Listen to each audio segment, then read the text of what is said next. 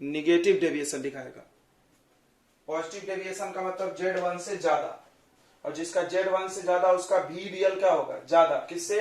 V ideal से। ये सब बातें क्लियर कर दिए थे हमने, नहीं कर दिए थे? सब ज्यादा ज्यादा। तो Z के बारे में आपको 3-4 बातें बताई गई थी। तो Z इक्वल टू 1 होगा तो वो आइडियल गैस हो जाएगा। अगर Z लेस देन 1 होगा तो वो निगेटिव डेविएशन।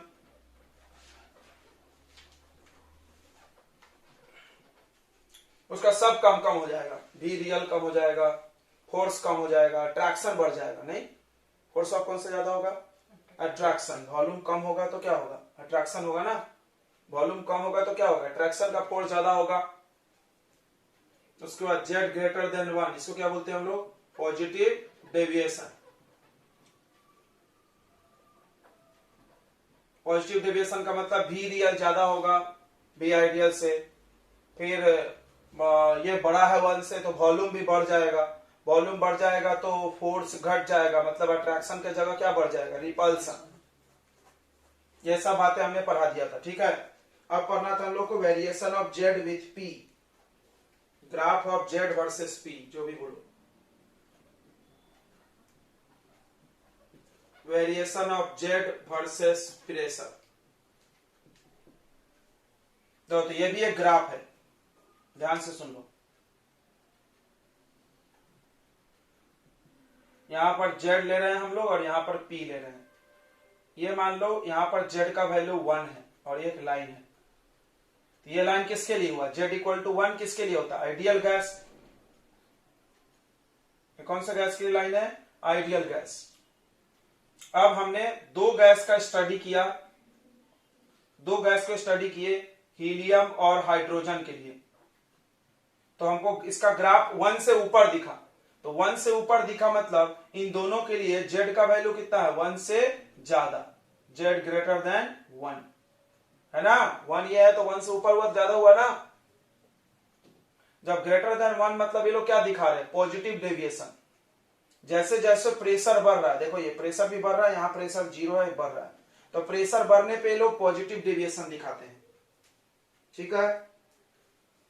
इस बात को यहां लिख लो कि हाइड्रोजन और हीलियम shows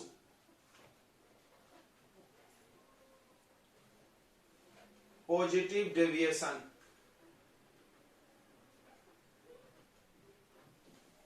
पॉजिटिव डेविएशन दिखाते हैं विथ इंक्रीज ऑफ प्रेशर, या एट ऑल प्रेशर, ऐसा लिख लो, एट ऑल प्रेशर। सारे प्रेशर के भी लिखो ही मत यार, हमेशा ऑलवेज लिख दिया ना हमने। सोज पॉजिटिव डेविएशन ऑलवेज, हमेशा पॉजिटिव डेविएशन दिखाते हैं। तुमने कल ग्राफ जो पढ़ा था ऐसे, ये आइडियल गैस का ग्राफ है, ये बाद में रियल गैस, उसमें देखा था कि कोई पॉजिटिव दिखा रहा था, कभी निगेटिव। हाई प्रेशर पे पॉजिटिव डेविएशन, लो प्रेशर पे निगेटिव डेविएशन। बट इसका कहानी सुनो, हाइड्रोजन और हीलियम हमेशा पॉजिटिव डेविएशन दिखाता है, ठीक है।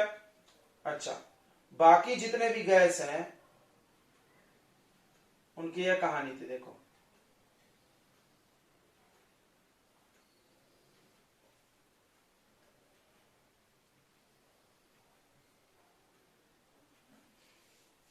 कौन कौन गैस ले रहे? Nitrogen, oxygen, nitrogen gas, oxygen gas, CO2 gas. अब देखो इनका क्या हुआ, इनका पहले Z 1 से कम हुआ, सॉरी Z 1 से कम हुआ, बराबर है, और फिर 1 से बढ़ गया। मतलब प्रेशर जब कम है, देखो यहाँ पे प्रेशर जब कम है तो ये लोग निगेटिव डेविएशन, और जैसे ही प्रेशर ज्यादा हो रहा है तो पॉजिटिव डेविएशन। ये बात कल भी बताया हमने, ये बात कल भी बताया गया है। कल ये ग्राफ आप पढ़े हो, देखो तो ऐसा वाला ये ग्राफ था आइडियल गैस का, रियल गैस का ऐसा ग्राफ आया था। तो हमने क्या बताया था कि जब प्रेशर हाई हुआ तो ये कौन सा डेविएशन दिखा रहे थे? पॉजिटिव। यहां भी देखो, जब प्रेशर हाई दिख रहा है यार, 0 से 1 2 3, सोचो जब प्रेशर हाई हुआ तो ये लोग कहां चले गए? 1 के ऊपर। और जब प्रेशर लो है, देखो ये पढ़ा होगा तुमने कल, जब लो प्रेशर था तो ये लोग कौन सा बिहेवियर दिखा रहे थे? निगेटिव डेविएशन दिखा रहे थे। यानी ये सब रियल गैस है, ये भी रियल गैस है, पॉजिटिव दिखाए, निगेटिव दिखाए। Z1 छोड़ दो तो सब रियल गैस हो गया, चाहे ज्यादा हो चाहे कम हो, ठीक है। तो H2 और हीलियम हमेशा पॉजिटिव डेविएशन दिखाते हैं, ओके। बाकी के जो गैस है जैसे कि ऑल अदर गैसेस लिख दो यहां पे, ऑल अदर गैसेस, दो गैस छोड़ के जितने भी बाकी गैस है, ऑक्सीजन, कार्बन डाइऑक्साइड, नाइट्रोजन, सोज दिखाते हैं negative deviation at low pressure. Copy में चेक करो, आप कल भी लिखे हुए चीज, एट लो प्रेशर पे निगेटिव डेविएशन चेक करिए, लिखवाया ना कलम ने, लो प्रेशर पे निगेटिव डेविएशन एंड लिखे हैं क्या, ये ग्राफ के बगल में देखो, and positive deviation at high pressure.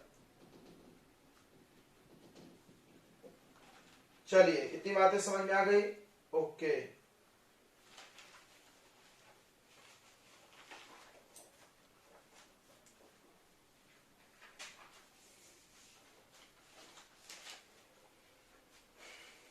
अब बताओ, ये मान लो तीन गैस है N2O2 CO2, ध्यान सुनना, N2O2 CO2 तीन गैस है, इसमें जेड जिसका जितना, देखो Z1 से जैसे ही कम होता है, पहले कम हुआ फिर बढ़ा, जैसे ही Z1 से कम हुआ तो उनके बीच कौन सा फोर्स आ गया, अट्रैक्शन। तो अगर हम पूछे तीनों में सबसे ज्यादा अट्रैक्शन किसमें है, तो CO2 में, क्योंकि CO2 का Z ज्यादा कम हुआ है। क्लियर हो गया, क्लियर हो गया कि नहीं हो गया बताइए। चलिए आगे बढ़ते अब हम लोग, अगला variation of Z with temperature पढ़ेंगे, variation of Z with temperature. Okay आगे बढ़ा जाए, इतना समझ में आ गया, इतना नोट कर लिया क्या आप लोगों ने, नोट कर लीजिए, फिर हमको जगह चाहिए ना।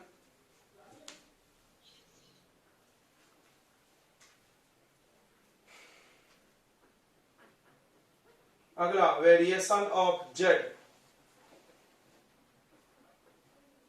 Versus temperature.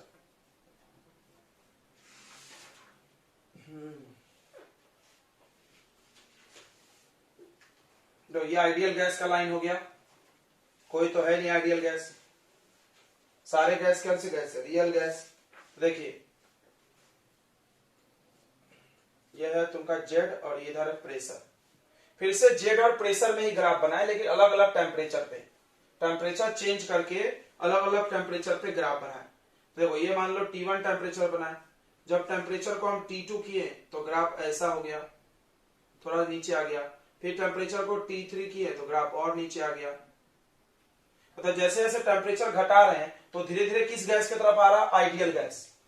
ठीक है, तो T1 ज्यादा है, यहां लिख देते हैं, T1 ज्यादा है T2 से ज्यादा है T3 सबसे कम है, यानी टेम्परेचर डिक्रीज किए। तो वो कल में एक डायलॉग बताए थे, क्या डायलॉग था, डायलॉग यह था, देख लो कि एट लो टेम्परेचर, सुन लेना, at low temperature, come temperature पे, एंड हाई प्रेशर, और हाई प्रेशर पे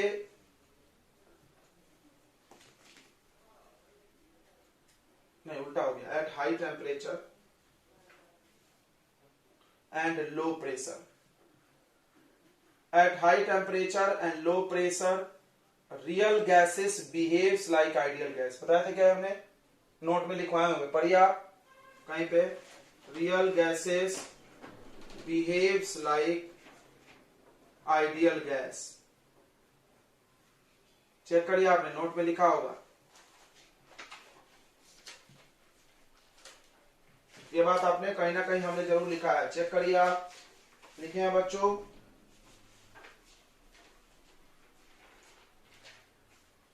लिखे हैं कि नहीं लिखे हैं बताइए जरा।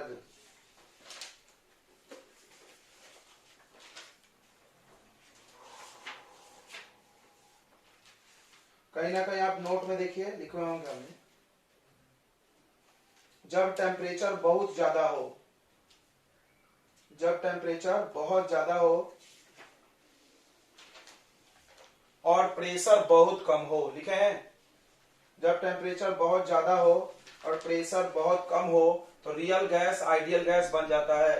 फिर से हम तुमको बताएंगे, देखो रियल गैस, आइडियल गैस में हमने तुमको एक बात लिखवाई थी, डिफरेंस में पढ़ना, आइडियल गैस में लिखवाए थे रियल गैस में कि डू नॉट ओबे, मतलब आइडियल गैस क्या है? जो हर हालत में आइडियल गैस इक्वेशन पालन करे। और रियल गैस क्या है? जो हमेशा नहीं करे। इसका मतलब कभी ना कभी कर सकता है, राइट? हमेशा नहीं करे लिखा है, ऐसा नहीं लिखा है कभी नहीं करे, ठीक है? तो हाई टेम्परेचर पे इसको याद कर सकते हो, कोई पूछ सकता है कब बिहेव करता है। अब सुन लो क्यों, याद रहेगा। देखो दो बातें तुमको याद होगी, हमने काइनेटिक थ्योरी में मार्क की थी। पहला बात यह था कि आइडियल गैस वालों ने बोला था कोई फोर्स नहीं रहना चाहिए। आइडियल गैस वो है जिनके पार्टिकल्स के बीच में कोई फोर्स नहीं रहना चाहिए। रियल गैस में होता है, ये डिफरेंस में लिखवाया होगा हमेशा, लिखवा है ना। आइडियल गैस वो है जिनके पार्टिकल्स के बीच में कोई फोर्स नहीं होना चाहिए, और रियल गैस है इनमें होना चाहिए।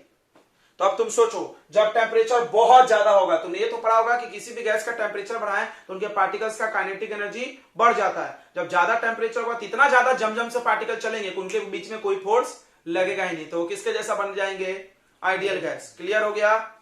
क्लियर हो गया। दूसरी बात, at low pressure, low pressure, pressure जब बहुत कम हो, प्रेशर जब बहुत कम हो तो भी वही होगा, मॉलिक्यूल्स के बीच में फोर्स बहुत कम हो जाएगा, ठीक है? तो आइडियल गैस रियल गैस जैसा बन जाता है, हाई प्रेशर लो टेम्परेचर पे। तो यहां पर वही हो रहा, तुम देखो वही चीज यहां पे हो रहा। जैसे हम टेम्परेचर डिक्रीज कर रहे हैं तो हमारा रियल गैस किसके तरफ आ रहा है? धीरे धीरे आइडियल गैस के तरफ। क्लियर हो गया? ये ग्राफ भी वही बता रहा है, ये ग्राफ भी बच्चों वही चीज बता रहा है। देखिए ध्यान से, क्या कि अगर इफ टेम्परेचर डिक्रीज नहीं होगा भाई, टेम्परेचर इंक्रीज होगा, फिर इंक्रीज होगा ना, यहां पर लिखा हाई टेम्परेचर, ओके। तो if temperature increases, if temperature increases, अगर आप टेम्परेचर बढ़ाओगे, टेम्परेचर बढ़ाओगे तो डेविएशन, डेविएशन समझ में आ रहा है सबको? चेंज, ये आइडियल गैस से कितना चेंज है? Deviation of real gases decreases, ठीक है? उसका डेविएशन क्या हो जाएगा? कम हो जाएगा, ठीक है?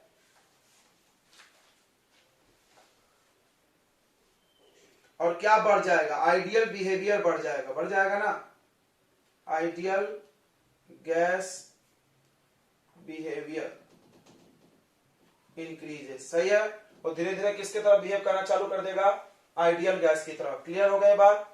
तो ये हमने जो स्टेटमेंट लिखा है उसी को यहां साबित कर रहा है ये ग्राफ, कि अगर टेम्परेचर बहुत ज्यादा हो जाए और प्रेशर बहुत कम हो जाए तो रियल गैस भी आइडियल गैस के जैसा बिहेव करने लगता है। यहां पर भी देखो टेम्परेचर हम बढ़ाए हैं, ग्राफ धीरे धीरे आइडियल गैस की तरफ आ रहा है ना। चलिए अब हेडिंग लगाएंगे real gas equation, real gas equation heading लगाइए। आइडियल गैस इक्वेशन तो पढ़ ली हम लोग।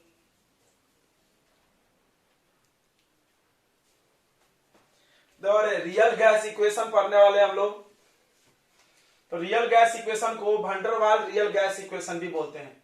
ये है इक्वेशन। आइडियल गैस इक्वेशन क्या होता है? पीवी इक्वल टू एनआरटी होता है, बिल्कुल। तो बस इसमें दो चीजें चेंज की गई। आइडियल गैस से जब रियल गैस बनाए तो दो चीजें चेंज हुई है। क्या क्या चेंज हुआ? प्रेशर और वॉल्यूम। क्यों चेंज हुआ हम कारण भी बताते हैं। दो पॉस्टुलेट चेंज है, आइडियल के थ्योरी के हिसाब से और रियल के थ्योरी के साथ दो बातें चेंज है, उसी दो बात को लग गई है, वही दो बात इस इक्वेशन को आके लग गई। पहला बात क्या था कि आइडियल गैस को रखने में पार्टिकल्स को कोई वॉल्यूम नहीं लगती है, रियल गैस वाला बोलते थे लगती है, तो वॉल्यूम चेंज, वॉल्यूम की बात हुई। तो दूसरा, आइडियल गैस वाले बोलते थे कि आपस में कोई फोर्स नहीं होता है, और रियल वाले बोलते हैं आपस में फोर्स होता है। फोर्स मतलब pressure, force per unit area क्या होता है? प्रेशर। तो देखो यहाँ प्रेशर भी चेंज हो गया। क्लियर हो गया? रियल गैस और आइडियल गैस के पोस्टुलेट्स में कितनी बातें चेंज है? दो बातें। वही दो चीजें इक्वेशन में भी आपको चेंज दिख रही है। हम लोग आगे चर्चा करेंगे कैसे आया, अभी आप थोड़ा देख लो बस। तो ए बी को बोलते हैं यहाँ पे, देखो यहाँ पे P for pressure, N for mole, V for volume. Clear है? सिंबल्स तो बहुत एज यूजुअल है, N मोल, R गैस कांस्टेंटी, टेम्परेचर। यहाँ पर A और B दो अलग आ गया, तो A और B को बोलते हैं वैन डर वाल्स कांस्टेंट। आगे बताया जाएगा क्या होता है। अब चलिए यहाँ पर लिखा क्या है? Real gas equation derived. ये जो रियल गैस का इक्वेशन है वो निकाला गया है आइडियल गैस से ही, बट उसमें दो सुधार की गई है। कितने सुधार की गई है? दो सुधार की गई है। पहला सुधार वॉल्यूम करेक्शन, वो दिख रहा है आपको, वॉल्यूम में सुधार किया गया। आइडियल गैस का जो फॉर्मूला था उसके वॉल्यूम में सुधार करके ये फॉर्मूला बनाया गया। अब कैसे, थोड़ा इसको समझते हैं हम लोग। देखिए जो इक्वेशन में भी लिखा है, जो इक्वेशन में यहाँ पे बच्चों भी लिखा है, वी ऑफ गैस, उसको वी ऑफ गैस समझिए। वो एक्चुअली होता क्या है? वो होता है space in which molecules of gas can move. ये दिमाग में डाल लीजिए पहले, बड़ा जरूरत पड़ने वाली इसकी। मतलब भी गैस, ये मतलब सोचना गैस के मॉलिक्यूल्स का वॉल्यूम। अरे बाबा नहीं नहीं, भी गैस का मतलब गैस को घूमने में कितना जगह मिलता है, ये तो सबको समझता है ना। वॉल्यूम मतलब स्पेस, बराबर। What is volume? Space cover, definition लिखवाएगा हमने। तो देखो, space in which molecules of gas can move, जितना गैस को घूमने का जगह मिलेगा वो स्पेस वॉल्यूम ऑफ गैस है। तुमने पढ़ा ना, गैस का वॉल्यूम अनफिक्स होता है, मतलब गैस के जो जगह पे छोड़ोगे उतने दूर में फैल जाएगा, that is the volume of gas. Clear है?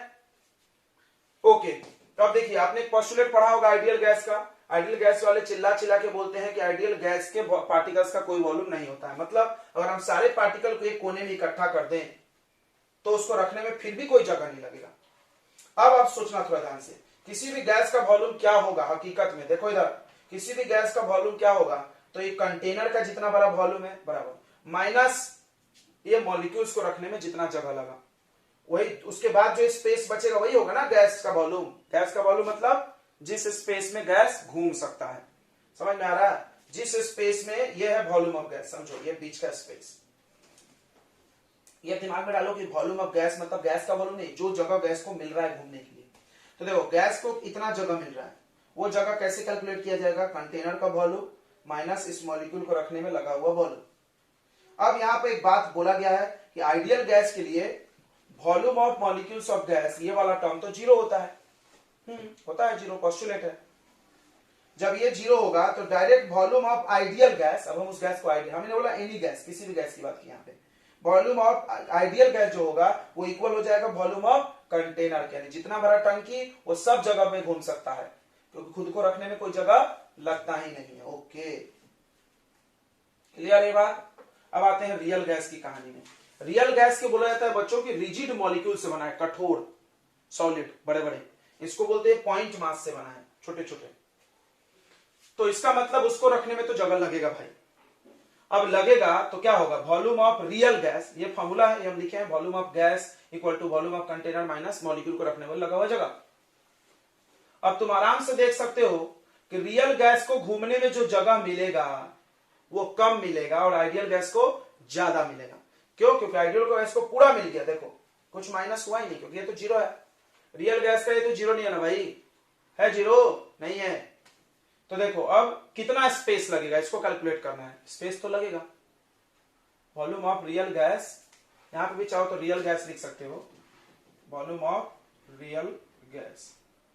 रियल गैस का वॉल्यूम कैसे निकलेगा? कंटेनर का वॉल्यूम में से गैस को जो जगह लगा है रखने माइनस करो।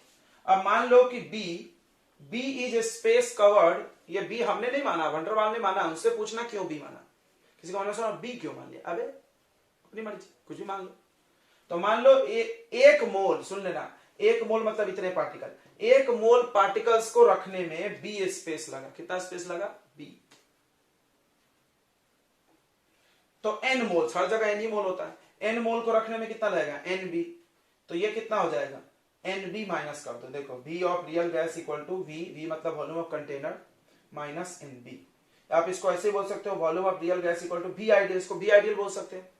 तो वॉल्यूम ऑफ कंटेनर किसके बराबर है? Ideal gas. आइडियल गैस में से थोड़ा सा वॉल्यूम कम करो तो कौन सा गैस बन जाएगा? Real gas. फिर से सोचना, कोई ऐसे सोचने लगता है अरे क्यों माइनस किए, ऐसा मत सोचो। ऐसे सोचो कि रियल गैस को जो चलने के लिए जगह मिला वो कम है आइडियल गैस से। अब समझेगा तो चाहो तो हिंदी में लिख लो यहाँ पे कि रियल गैस को जो चलने के लिए जगह मिलेगा वो आइडियल गैस से कम है। नहीं तो तुम ऐसा सोचोगे ना तो बड़ा कंफ्यूजन होता है कि रियल गैस का वॉल्यूम आइडियल से कम है। अरे फिर समझ में नहीं आता क्यों कम है भाई। तुम ऐसा मत सोचो, तुम सोचो कि रियल गैस को जो चलने के लिए जगह मिला, क्लियर हुआ ना? तो वो आइडियल गैस से कम है, क्योंकि आइडियल गैस को खुद को रखने के लिए कोई जगह नहीं लगती है। ओके, ध्यान देते। चलो अगला। अच्छा, एक चीज और छोटी छोटी देखना है, देखो बोल रहे हैं अभी आपने देखा V माइनस एन बी, ये करेक्शन किया गया ना, थोड़ा सा चीजें कुछ और छूट रहा था। देखो V रियल यानी रियल गैस का वॉल्यूम वो जो है कितना है? V आइडियल, आइडियल गैस के वॉल्यूम में से क्या माइनस कर दो? एन बी माइनस कर दो। ओके, अब यहां पर दो तीन सवाल पूछे जा सकते हैं। पहला सवाल पूछा जाता है बच्चों, यूनिट ऑफ बी क्या है? तो बी के बारे में सवाल आने लगता है। बी का यूनिट बताओ। तो आप डायमेंशन चैप्टर अगर मेरे से पढ़े हो तो वहां पर हम ये सवाल कराए थे, याद करना। जो भी यूनिट एंड डायमेंशन पढ़ा है वो van der Waals इक्वेशन पहले भी देखा होगा, यूनिट एंड डायमेंशन चैप्टर में पढ़ाया था हमने। याद करो तो देखना, किसी को याददाश्त अच्छी है तो याद है क्या किसी को? तो चलो यहां भी हम फिर से निकाल दे रहे हैं। देखो डायमेंशन का एक रूल था, प्रिंसिपल ऑफ होमोजेनिटी। वो रूल क्या बोलता है कि जब भी दो क्वांटिटी को माइनस किया जाएगा तो उन दोनों का डायमेंशन सेम होगा और यूनिट भी, मतलब सेम डायमेंशन वाले लोग ऐड और सब्ट्रैक्ट होते हैं, ये रूल था वहां पे। तो इस हिसाब से ध्यान से सुनना, यूनिट ऑफ भी इक्वल होगा यूनिट ऑफ किसके? एनबी के। बस खत्म। यहां से हम लोग बी का निकाल लेंगे। अब देखो वॉल्यूम का यूनिट लीटर होता है और यहां एन मतलब मोल, एन का यूनिट क्या होता है? मोल। और बी का निकल जाएगा, डिवाइड कर दो तो क्या हो गया? लीटर पर मोल। क्या हो गया? लीटर पर मोल। किसका यूनिट हो गया? Unit of B. क्लियर हो गया? तो हाँ बोलो। डायमेंशन तो तुम निकाल ही लोगे, यूनिट मिल गया तो। लीटर को क्या लिखते हैं डायमेंशन में? L cube. वॉल्यूम है ना लीटर, मीटर क्यूब, और ये मोल को मोल ही लिखेंगे। बोलिए समझ में आ गया? यूनिट ऑफ बी आया कि नहीं आया? जल्दी बताओ। अगला आता है सिग्निफिकेंस ऑफ बी। बी का क्या महत्व है? तो पहली बात सुन लो, बी डिपेंड्स ऑन, बी जो होगा वो डिपेंड कर रहा है size of molecules of gas.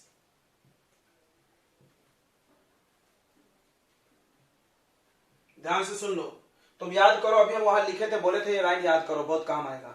B क्या था? एक मोल गैस को रखने में लगा हुआ जगह। अगर मान लो गैस के पार्टिकल बड़े बड़े होंगे तो ज्यादा जगह लगेगा, और गैस के पार्टिकल छोटे छोटे होंगे तो कम लगेगा ना। हर गैस का पार्टिकल तो एक साइज का नहीं होता ना, CO2, O2, N2 सब एक जैसा होगा क्या? नहीं।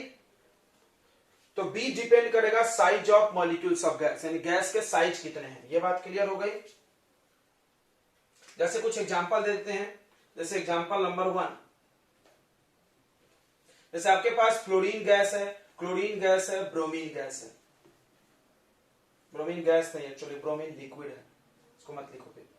तो गैस की बात करना है। फ्लोरीन और क्लोरीन में साइज किसका बड़ा होता है? क्लोरीन का। सबने पढ़ा है पीरियोडिक टेबल चैप्टर 9th में 10th में पढ़े हो यार। ऊपर से नीचे आते हैं तो साइज क्या होता है? बढ़ता है। तो फ्लोरीन से बड़ा कौन है? क्लोरीन। तो किसका बी ज्यादा होगा? फ्लोरीन और क्लोरीन में बताइए। क्लोरीन का। बी का वैल्यू किसका ज्यादा होगा? क्लोरीन का। चलिए ओके, इतनी बातें समझ में आ गई। बी किस पे डिपेंड करता है? Size of particles of gas पे। अब आ जाते हैं हम लोग प्रेशर करेक्शन। अब पढ़ेंगे प्रेशर करेक्शन। चलिए इधर ध्यान देते हैं अपन। तो बी के बारे में समझ में आ गया, बी क्या है। तो van der Waals इक्वेशन में बी हमने बोला था van der Waals कांस्टेंट। तो बी का नाम क्या है? तो वही है, van der Waals कांस्टेंट ही नाम है। इसका वैल्यू किस चीज पे डिपेंड करता है? साइज ऑफ मॉलिक्यूल्स पे। मॉलिक्यूल का साइज जितना बड़ा होगा उतना बी का वैल्यू भी उसका ज्यादा होगा। ठीक है, बस इतनी बात है।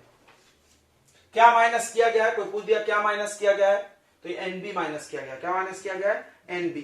इस एनबी को क्या बोलते हैं हम लोग? एनबी को बोलते हैं वॉल्यूम करेक्शन टर्म। एनबी को क्या बोलते हैं हम लोग? Volume correction. क्या बोलते हैं इसको? Volume correction. वॉल्यूम में सुधार करना। कितना वॉल्यूम में सुधार हुआ है? एनबी। क्लियर है? एनबी को क्या बोलते हैं? Volume correction. ये सब छोटी छोटी चीजें कोई भी पूछ सकता है आपसे। चलिए अब बोलते हैं प्रेशर करेक्शन पे आगे बढ़ते हैं। नोट तो कर लिया होगा आपने। तो अगला हेडिंग लगाएंगे प्रेशर करेक्शन बच्चों।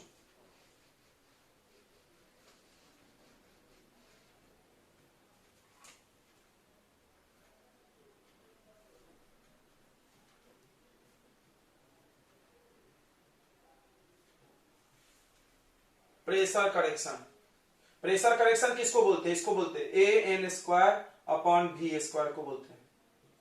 प्रेशर में सुधार। कितना सुधार है? AN² इतना ही है ना, और बढ़ गया। आपने देखा होगा प्रेशर क्या हो गया आइडियल गैस का? ज्यादा है।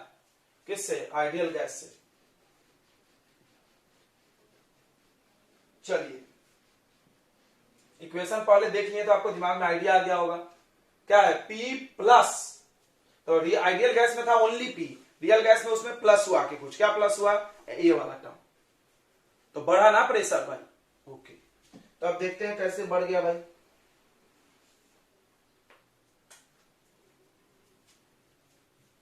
सबसे पहली बात कि गैस प्रेशर क्यों लगाती है, गैस प्रेशर क्यों लगाती है, तो गैस अप्लाई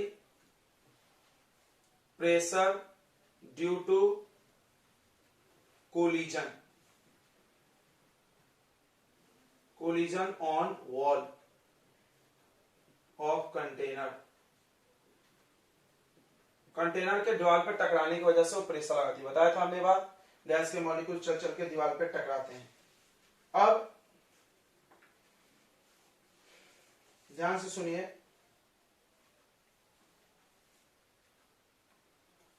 जो भी गैस का प्रेशर होगा, प्रेशर अप्लाइड बाय गैस, वो इक्वल होगा pressure applied on wall, pressure कितना वॉल पे लगाया, प्लस इंटरनल प्रेशर।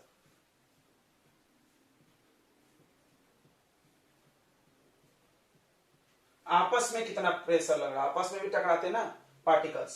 अब सुन लो, फॉर आइडियल गैस, ये चीज बस आपको पता होना, for ideal gas,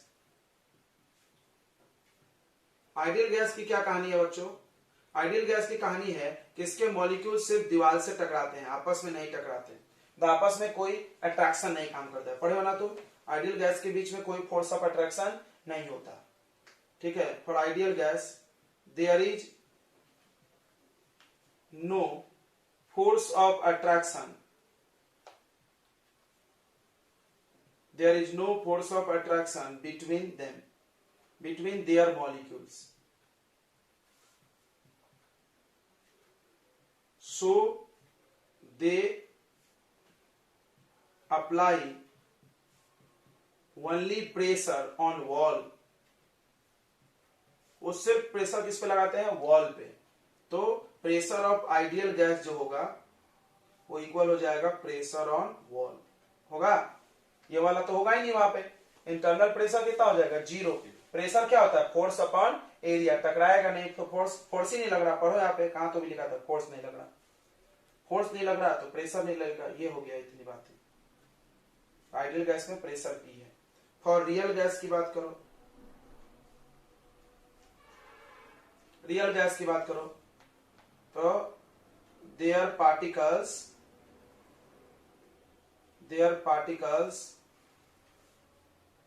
also attract among themselves,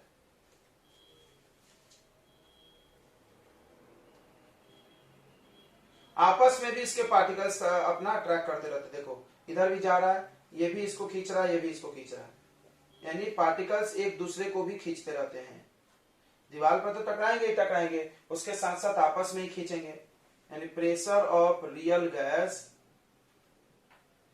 is equal to pressure on wall plus internal pressure. अब सवाल है इंटरनल प्रेशर कितना लगेगा, इंटरनल प्रेशर कितना लगेगा। चलिए तो इंटरनल प्रेशर है बच्चों, ध्यान से सुन लो, डायरेक्ट बता दे। देखो तुमको पढ़ना नहीं है, सब इतना हम ज्यादा ही पढ़ा रहे हैं तुमको, कोई तुमसे कभी नहीं पूछा कहां से आया।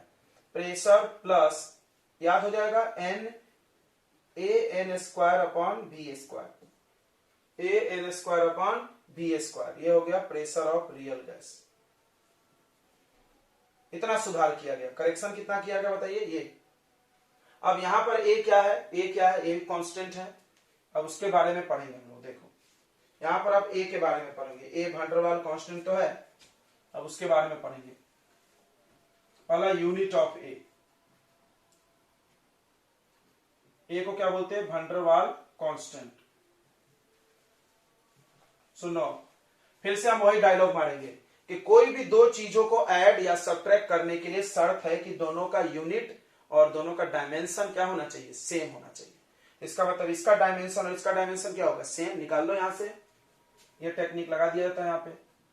यूनिट ऑफ पी, दो टर्म का, देखो ये और ये एक टर्म है, टर्म समझता है भाई, मैथ्स पढ़े हो ना, मोनोमियल बाइनोमियल, ये एक टर्म ये एक टर्म, सिर्फ एक एक को मत ले लेना। तो unit of P equal to unit of A N square upon V square. तो प्रेशर का यूनिट क्या होता है, एटीएम। एटीएम एटमॉस्फेरिक प्रेशर ज्यादा चलता है, पास्कल भी है, बहुत सारे हैं। ए का पता नहीं, और एन का मोल होता है, मोल का स्क्वायर हो जाएगा, और वॉल्यूम का होता है लीटर, तो ये मल्टीप्लाई हो जाएगा, तो लीटर स्क्वायर एटीएम और मोल का पावर -2।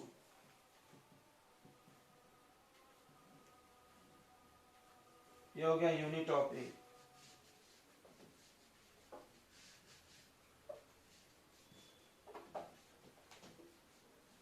चलिए इतनी बातें समझ में आ गई। अब हम लोग ए के बारे में और क्या पढ़ सकते हैं, सिग्निफिकेंस, क्या महत्व है इसका।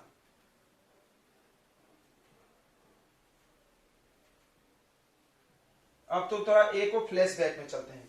एक इसके जगह पर आया था इंटरनल प्रेशर, आपस में प्रेशर। आपस में प्रेशर क्यों लगता है, क्योंकि लोग एक दूसरे को क्या करते, खींचते हैं।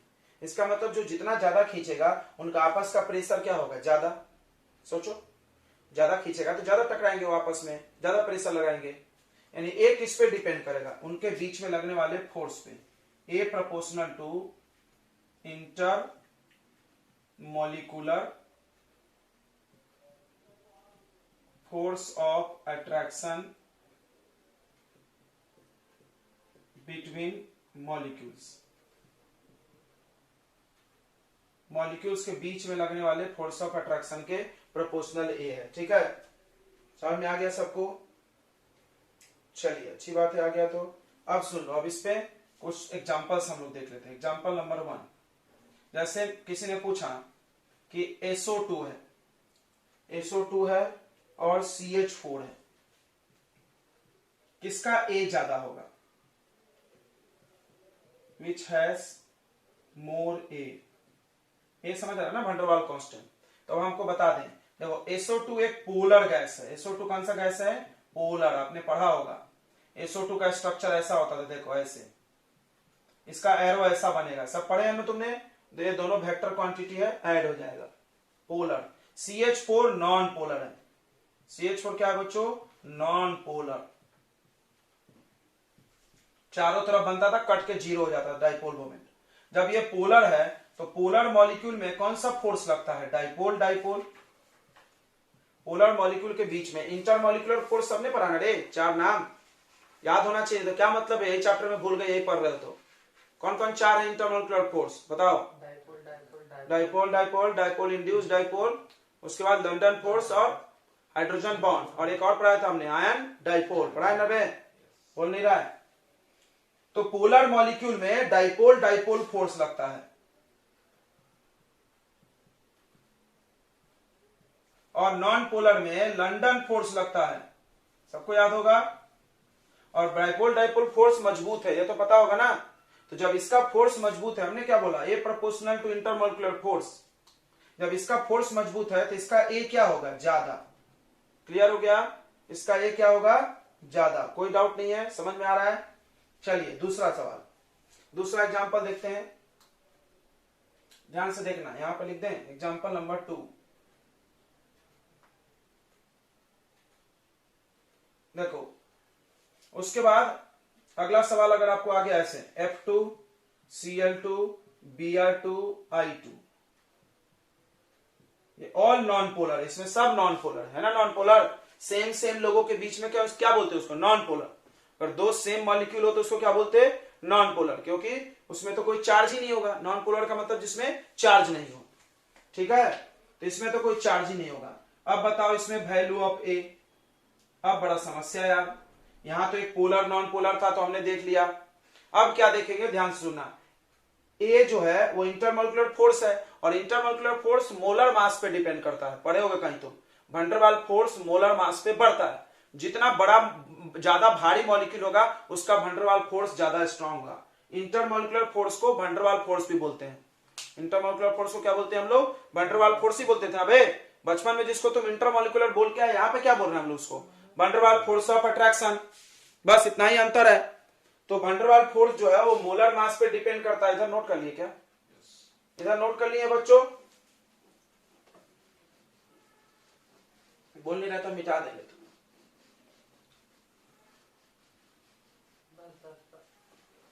देखो तो इधर ध्यान दो रे, इधर ध्यान दो, इस क्वेश्चन को यहां करते हैं हम लोग। इधर देखो ये ए प्रोपोर्शनल टू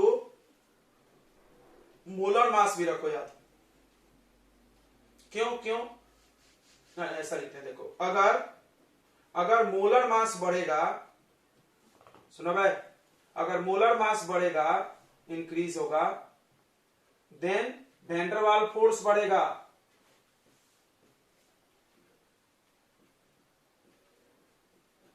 वैंडरवाल फोर्स भी तो इंटरमोलिकुलर फोर्स है ना। जब वैंडरवाल फोर्स बढ़ेगा तो ए भी क्या होगा, बढ़ेगा कि नहीं बढ़ेगा, ए ज्यादा। अब बताओ सबसे ज्यादा मास किसका होगा, आयोडीन का। ये तो सबको याद है, बिना याद किए ही याद होगा भाई, पीरियोडिक टेबल में लाइन से है ये। फ्लोरीन क्लोरीन बहुत ज्यादा है, फ्लोरीन का बहुत याद नहीं है मेरे को, लेकिन ज्यादा है आयोडीन का, 127 होता है आयोडीन का, याद है, इसका 127 होता है मास नंबर, इसका तो भी और ज्यादा होगा, शायद 70-72 है, 70 है इसका 35, इसका 9, एक का डबल करना पड़ेगा। तो इसका मतलब आपको यहां पर लगा दो A proportional to molar mass, यानी मोलर मास जिसका ज्यादा उसका A ज्यादा। तो बताइए सबसे A ज्यादा किसका हो जाएगा, F2 का कम, उससे ज्यादा Cl2 का, उससे ज्यादा Br2 का, और उससे ज्यादा I2 का। चलिए इतना बातें समझ में आ गई।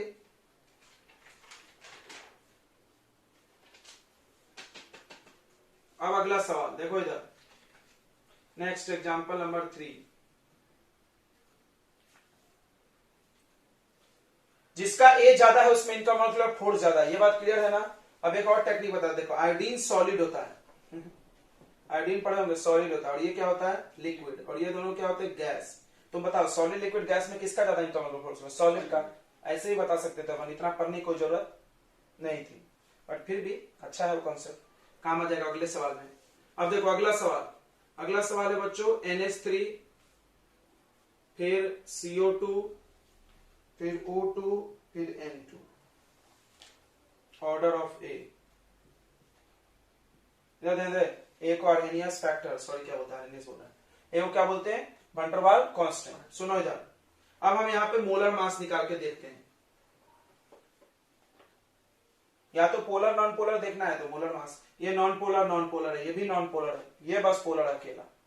अब देखो NH3 का मास हो जाएगा 14 3 17, कार्बन डाइऑक्साइड का 44, ऑक्सीजन का 32, और ये 14 28।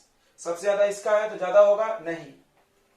मोलर मास तो तुम देख ही रहे हो, मोलर मास कब देख रहे हो, जब पोलर नॉन पोलर समझ में नहीं आ रहा। यहाँ तो NH3 पोलर है ना भाई, NH3 हाइड्रोजन बॉन्ड बनाता है, NH3 क्या बनाता है, हाइड्रोजन बॉन्ड, हाइड्रोजन बॉन्ड तो बहुत मजबूत है।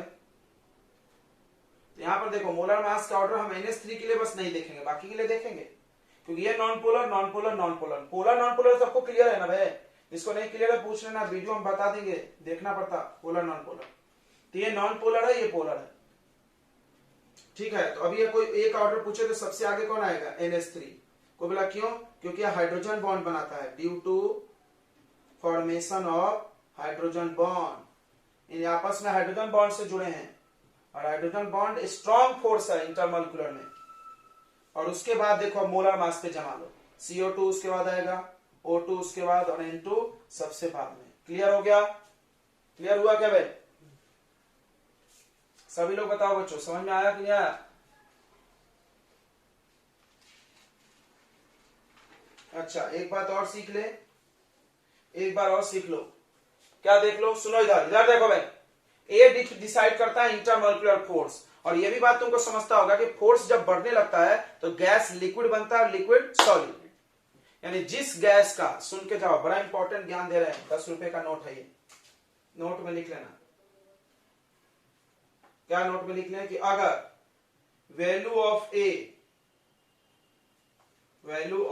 ए मोर है, ज्यादा है, अगर ए का वैल्यू ज्यादा है, देन उस गैस को इजीली लिक्विफाई कर सकते, then that gas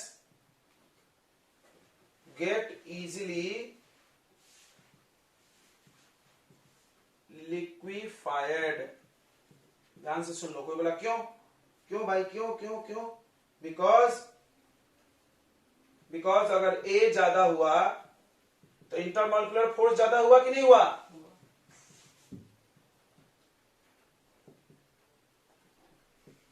intermolecular force जो होगा वो मोर होगा ना, और फोर्स ज्यादा होगा तो भाई गैस तो लिक्विड बन ही जाएगा, फोर्स ज्यादा होगा तो गैस क्या बन जाएगा, लिक्विड।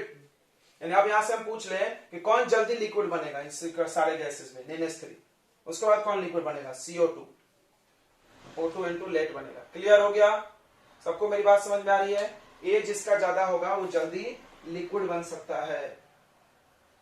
चलिए तो अगला टॉपिक यही है, लिक्विफिकेशन ऑफ गैसेस, है ना। तुम सब बात के चक्कर में भूल ही जाते। देखो तो तुमने क्या देखा, रियल गैस इक्वेशन में आइडियल गैस इक्वेशन, थोड़ा सब लोग फिर से एक बार देख लो, समझा दे। तो आइडियल गैस इक्वेशन क्या है, पी वी यानी पी आइडियल वी आइडियल ऐसा समझो, इक्वल टू NRT। और तुमने पढ़ा ना कि पी, अब अगर रियल गैस इक्वेशन बनेगा, रियल गैस इक्वेशन बनेगा तो यहाँ पी क्या होगा, रियल, और वी भी क्या होगा, रियल गैस का होगा, और NRT। अब देखो तुम अपने कॉपी में पी रियल गैस का क्या है, देख लो। पी रियल गैस का होगा P plus AN square upon V square, है क्या, इतना बढ़ गया था, वॉल्यूम बढ़ गया था ना, क्योंकि लोग आपस में प्रेशर लगाते थे, और वॉल्यूम घट गया था। गैस को चलने के लिए वॉल्यूम क्या मिलती है, रियल गैस को कम मिलती है, ऐसा याद रखोगे, याद रहेगा, नहीं तो बड़ा कंफ्यूजन होता है, बहुत कंफ्यूजन होता है, अरे कम क्यों हो गया, जगह तो उतना ही है, नहीं नहीं नहीं, उसको चलने के लिए वॉल्यूम कम मिलेगी। ये हो गया आपका, this is van der Waals real gas equation, van der Waals का रियल गैस इक्वेशन है, याद कर जाइए कहां आता है। चलिए तो अगला पढ़ना हम लोग को, लिक्विडिफिकेशन ऑफ गैस, फिकेशन ऑफ गैस। तो इसको आपको दो चीजें समझना है, ये बचपन में आपको जो पढ़ाई गई है वो बातें कुछ अधूरी है, गलत नहीं है, हम बोल सकते हैं अधूरा बोल रहे हैं। मतलब तो बच्चों ने क्या पढ़ाया गया है, गैस को कंप्रेस कर दो लिक्विड बन जाएगा, पढ़ाया गया है, बिल्कुल गलत। अब बहुत सारी ऐसी गैस है जिसको हम कंप्रेस करते रहते हैं, लिक्विड नहीं बनती है, नहीं बनती है लिक्विड, कितना भी कंप्रेस कर लो तुम।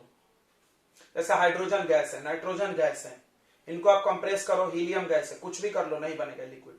अब सवाल है क्यों, मतलब गैस को कंप्रेस कर देने से सिर्फ लिक्विड नहीं बनता है, इसमें तीन चीजें मिसिंग है। तो एक खास टेम्परेचर है, उस टेम्परेचर पे अगर तुम गैस को कंप्रेस करोगे जब जाके वो लिक्विड बनेगा, ये बात ध्यान रखो। एक खास टेम्परेचर है, चलो हम तुमको कुछ रिवाइंड करते हैं दिमाग में। और आप 9th क्लास पास हो तो एनसीईआरटी में एक जगह पढ़ाया गया था कि गैस को लिक्विड बनाया गया था, तो वहां पे गैस को पहले प्रेशर किए थे और फिर कूलिंग भी किए थे उन्होंने। थोड़ा सोचना क्यों कूलिंग किए थे, वहां पर टीचर लोग ऐसी कुछ भी बता के निकल जाता है, हम भी निकल जाते हैं कि ठंडा किया। तुम याद करो 9th में तुमको पढ़ाया गया फ्रैक्शनल डिस्टिलेशन ऑफ एयर, और वहां पे पढ़ाया गया था पिस्टन है आके गैस को दबाए, ठीक है, तो गैस को जब दबाए और फिर कूल किए थे, कूल किए थे हमने उसको, बाहर से ठंडा हवा दिए थे, तब जाके वो लिक्विड बना था। वो भी उसमें नाइट्रोजन गैस शायद लिक्विड नहीं बना था, वो गैस ही रह गया था, नहीं ऑक्सीजन बन गया था। मतलब है सबसे नीचे कौन मिलता था, किसको याद है,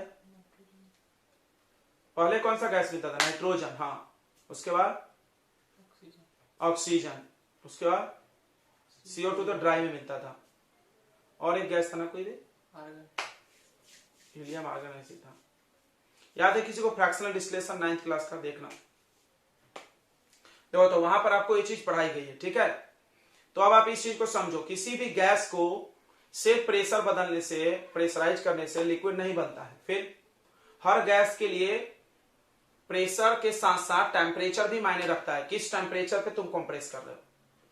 मतलब अगर टेम्परेचर ज्यादा रहा तो तुम कितना भी दबाते रहोगे वो लिक्विड नहीं बनेगा। थोड़ा इसको समझते हैं क्यों। तो होता क्या है, टेम्परेचर डिसाइड करता है काइनेटिक एनर्जी, टुक टुक टुक टुक टुक टुक कितना हिलेगा। ओके, अगर आप टेम्परेचर ज्यादा रहने दिए और दबाते रहे, दबाने से मॉलिक्यूल्स पास में तो आ जाएंगे, लेकिन उसका काइनेटिक एनर्जी इतना ज्यादा रहेगा कि लिक्विड में सर्वाइव नहीं करेगा। लिक्विड किसको बोलते हैं, जिसका काइनेटिक एनर्जी क्या हो, कम हो, यानी वो लिक्विड बनेगा नहीं, पास पास आ जाएगा लेकिन गैस ही रहेगा। समझ में आ गया मेरी बात। यानी पास पास लाने के साथ साथ जरूरी है कि पार्टिकल्स का क्या घटाया जाए, काइनेटिक एनर्जी भी, इसके लिए टेम्परेचर भी घटाइए। आई बात समझ में, नहीं तो काम नहीं बनेगा, काम बिगड़ जाएगा उल्टा। ओके, तो ये बात आपको समझ में आ गई। चलिए हम इसको अच्छे से एक्सप्लेन करते हैं, भाई ये कैसे होता है, क्या क्या कहानी है, और उस टेम्परेचर को क्या बोलते हैं, और कब कैसे कैसे लिक्विड बनता है, कौन से गैस किस टेम्परेचर पे लिक्विड बनता है। चलिए, तो बड़ा इंपॉर्टेंट टॉपिक है ये, लिक्विफिकेशन ऑफ गैस। हम तो सोच के आए थे आज खत्म होगा, बट घड़ी दिख रहा है तो उम्मीद कम लग रहा है, क्योंकि 4 टॉपिक्स हैं, छोटे छोटे ही हैं लेकिन 4 हैं। जैसे ये पढ़ना होगा, फिर अपने को पढ़ना होगा वेपर प्रेशर, फिर बॉइलिंग पॉइंट, फिर विस्कोसिटी, सरफेस टेंशन, 4 टॉपिक्स हैं, उसका चैप्टर खत्म। तो उसी में पढ़ना है ना सब। ठीक है बच्चों, देखते हैं कितना होता है। आई थिंक ये हो जाए तो भी चलता है। लिक्विफिकेशन ऑफ गैस, तो सबसे पहली बात ये समझ लीजिए कि सिर्फ इंक्रीज ऑफ प्रेशर से लिक्विड नहीं बनता है, प्रेशर बढ़ने के साथ साथ टेम्परेचर को घटाना भी पड़ता है। पहली बात लिख लो क्या कि only increase of pressure do not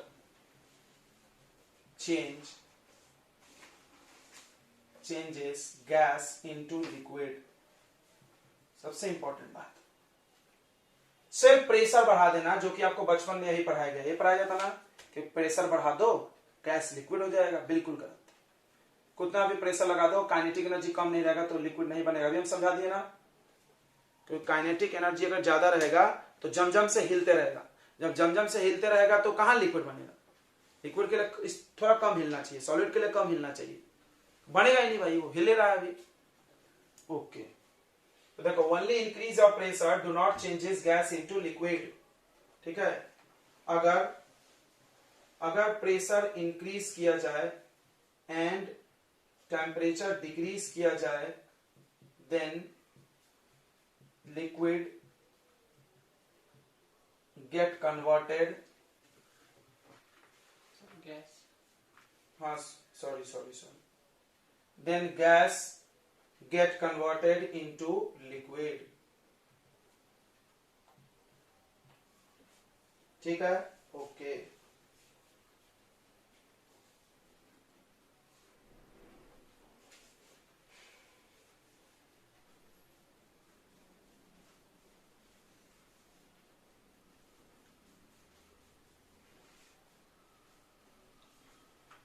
अब 2 बातें आप सुन लो यहां पर। कौन कौन 2 बातें? CO2 NH3 SO2 और H2O।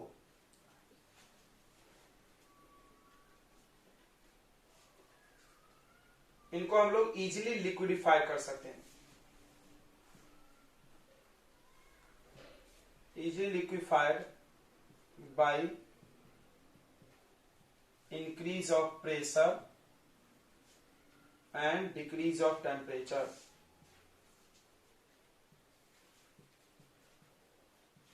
तो अभी हम ये पढ़ाए थे, देखना इसमें एक सवाल आ गया है, अभी पढ़ाए थे। बताओ इनका ए वैल्यू ज्यादा है, याद करो, अभी पढ़ाए ना बे, इनका ए क्या है? ज्यादा। इनका इंटरमोलिकुलर फोर्स क्या है? ज्यादा। तो लोग आसानी से क्या बन जाएंगे? लिक्विड। चेक करो, अभी तो 5 मिनट हुआ नहीं, पढ़े कि नहीं पढ़े? NH3 SO2 CO2 सब था वहां पे, चेक करो, है ना। ए वैल्यू क्या डिसाइड करते हैं? Intermolecular force. ये लोग आसानी से लिक्विफाई कर सकते हैं हम लोग, ठीक है। They are called temporary gas, इनको हम लोग टेम्पररी गैस बोलते हैं।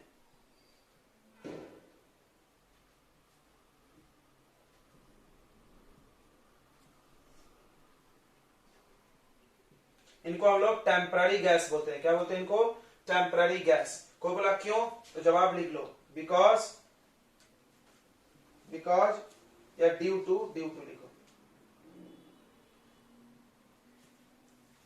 Due to greater inter molecular force of attraction. इसका ए वैल्यू भी हाई है, हाई वैल्यू ऑफ ए याद है ना, van der Waals constant, high value of A. Clear है क्या? ए वैल्यू क्या है इनका? बहुत ज्यादा है। तो हीलियम और हाइड्रोजन का ना ए 0 होता है। ए 0 मतलब इंटरमोलिकुलर फोर्स कुछ भी नहीं है। अब ये मत बोलना सर आइडियल गैस है, मतलब बहुत कम है, नहीं के बराबर। नहीं तो जैसे बोलेंगे कुछ भी नहीं, बच्चे बोलेंगे आइडियल गैस है।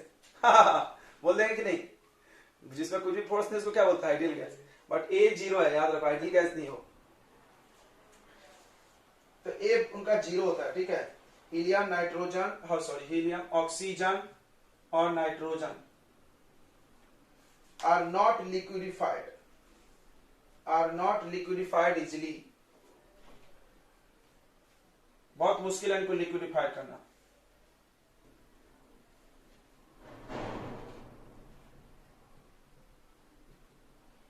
नॉट लिक्विफाइड इजिली, ठीक है। They are called permanent gases. Permanent gases, इनको क्या बोलते हैं हम लोग? परमानेंट गैस बोलते हैं, हमेशा के लिए गैस ही है, ठीक है। कोई बोला क्यों? क्यों भाई? ड्यू टू, यहीं से लिख लेना, ड्यू टू क्या? Less intermolecular force of attraction. Intermolecular force of attraction less है, ए का वैल्यू भी लेस है। चलिए अब पढ़ना हम लोग को एंड्रयू एक्सपेरिमेंट। एक साइंटिस्ट थे एंड्रयू, उन्होंने एक एक्सपेरिमेंट किया था और बताया था कि गैस को लिक्विड बनाने के लिए दो चीजें जरूरी है। गैस को लिक्विड बनाने के लिए दो चीजें जरूरी है, प्रेशर ज्यादा होना और टेम्परेचर क्या होना? कम।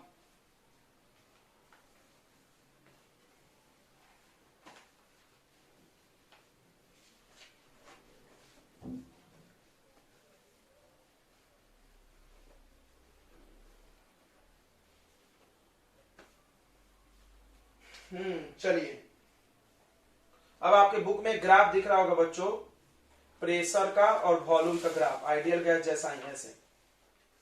तो ऐसे पढ़े हो ना तुमने आइडियल गैस का graph, pressure, Boyle's law, PV graph पढ़े हैं क्या ऐसा? अब क्या होता है, जैसे जैसे टेम्परेचर बढ़ाते तो गैस ऐसे ऐसे नीचे आता है ना टेम्परेचर कम करने पे। तो आप उस ग्राफ को ध्यान से देखेंगे तो कुछ गैस ऐसे हो गए हैं, यहां पर ऐसे की इमारत बना है लिक्विड स्टेट का, ये लिक्विड है, ये CO2 का पढ़ा है इन्होंने। तो CO2 लिक्विड बनता है 31 डिग्री सेल्सियस पे, चेक करो ग्राफ में। फिर वो ग्राफ ऐसे गया है, देखो ऐसे ऐसे, मतलब वो लिक्विड बना कुछ दूर। जब जब लिक्विड बनता है, जब जब उसका ग्राफ पैरेलल हो जा रहा होगा, ये जो इमारत जैसा बना है वो क्या है? लिक्विड। समझो, इमारत के बाहर जो ग्राफ है उन सब के लिए टेम्परेचर क्या है? हाई। टेम्परेचर क्या है? हाई। और नीचे वालों के लिए टेम्परेचर क्या है? लो। टेम्परेचर लो करे हैं, क्लियर हो गया? देख लो एक बार, सही है क्या? तो लो टेम्परेचर है तो जल्दी गैस बन जाएगा लिक्विड, क्लियर है? तो वो समझ लेना आप, उसका ग्राफ का ज्यादा ये नहीं है। अब उस ग्राफ का हम आपको थीम समझाते हैं। देखिए उस ग्राफ में दो चीजों के बारे में चर्चा की गई है। पहला चीज है क्रिटिकल टेम्परेचर, सुनना ध्यान से, TC। क्रिटिकल टेम्परेचर क्या होता है? क्रिटिकल टेम्परेचर ज्यादा से ज्यादा टेम्परेचर जहां तक कोई लिक्विड को गैस बना सकते हो, उससे ज्यादा होगा तो नहीं बनेगा। क्यों? पार्टिकल का क्या रहेगा? काइनेटिक एनर्जी ज्यादा, याद रहेगा ना। और उससे कम रहेगा तो बनेगा, लेकिन उससे ज्यादा रहेगा तो टेम्परेचर नहीं बनेगा। जैसे एग्जांपल देखो, क्रिटिकल टेम्परेचर ऑफ CO2, तुम्हारे बुक में उसी के बारे में ज्यादा दिया है। क्रिटिकल टेम्परेचर ऑफ CO2 का क्रिटिकल टेम्परेचर कितना है बच्चों? देख के बताइए बुक से।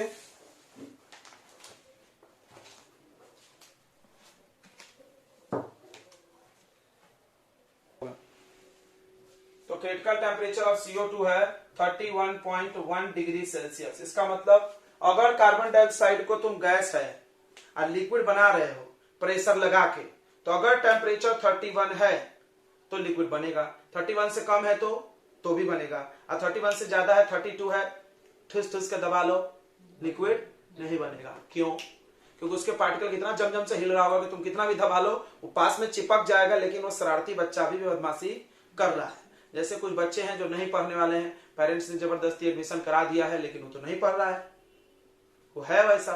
उसका क्रिटिकल टेम्परेचर कम करना पड़ेगा, थोड़ा उसको पजाना पड़ेगा, टेम्परेचर हाई है क्या बे, तब टेम्परेचर कम होगा, फिर वो लिक्विड बनेगा।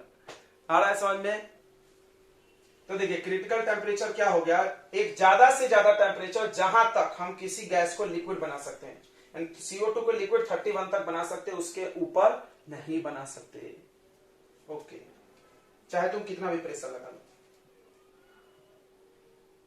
The maximum temperature below which, जिसके नीचे a gas can be liquefied. A gas can be liquefied by applying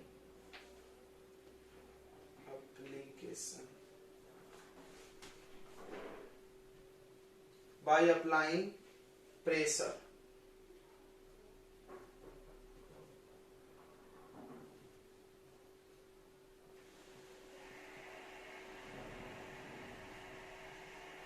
मतलब सिर्फ प्रेशर, सुनो, मतलब अगर टेम्परेचर 31 कर दिया ना, अब दबा दो सिर्फ, गैस लिक्विड बन जाएगा। नहीं तो तुमको क्या करना पड़ेगा, दबाने के साथ साथ टेम्परेचर को भी क्या करना पड़ेगा, घटाना पड़ेगा। दो काम नहीं करना है ना, तो पहले टेम्परेचर कम कर लो फिर दबाओ। क्लियर, पढ़ लो।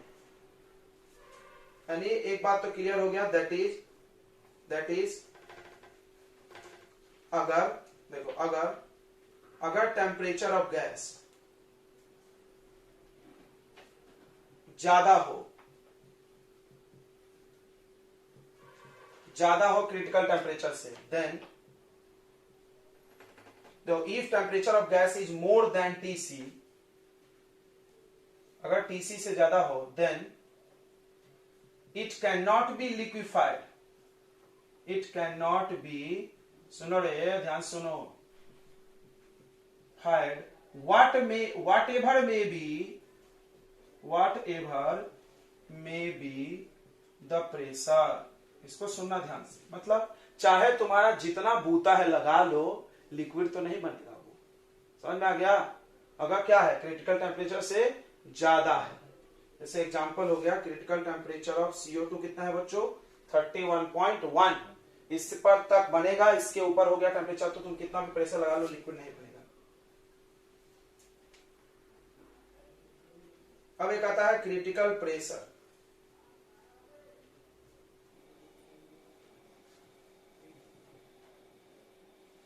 क्रिटिकल प्रेशर क्या है, ये हो गया the pressure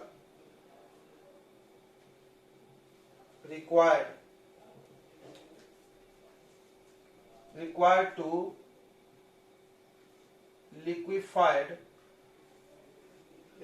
liquefy a gas into liquid at critical temperature। मतलब तो क्रिटिकल टेम्परेचर पे ला लिए तुमने गैस को, अब दबाओ, टुक टुक टुक टुक टुक टुक, प्रेशर लगेगा, लिक्विड गैस बन जाएगा। तो जितना प्रेशर लगेगा उसको क्रिटिकल प्रेशर। क्रिटिकल टेम्परेचर पे आके, लेकिन उससे पहले मत दबाना, मेहनत बेकार हो जाएगा उसके ज्यादा में। समझ में आ गया? तो जितना प्रेशर लग रहा है गैस को लिक्विड बनाने में, क्रिटिकल टेम्परेचर पे आ करके उसको हम लोग बोलेंगे critical pressure. Critical pressure for CO2, सबका CO2 का एग्जांपल पता आपने को।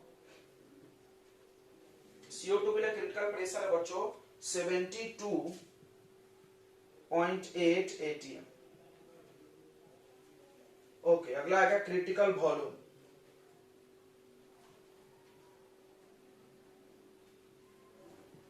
वही हो जाएगा, सुनो, गैस को रखने में जितना वॉल्यूम लगे, गैस को रखने में जितना वॉल्यूम लगे, कब? क्रिटिकल टेम्परेचर पे। सब कुछ क्रिटिकल टेम्परेचर पे नाप रहे हैं लोग, ठीक है?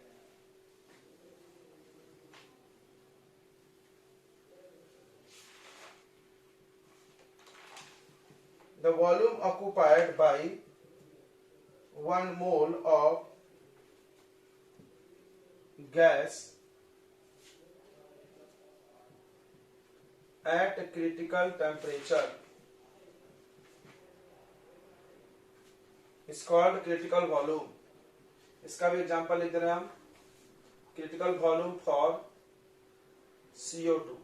CO2 को रखने में, 1 मोल को रखने में आ जाएगा 94, देख लो यार, 94 लीटर पर मोल। देखो 1 मोल की बात कर रहे हैं, 1 मोल को रखने में 94 लीटर लगेगा। क्रिटिकल बहुत सारा है।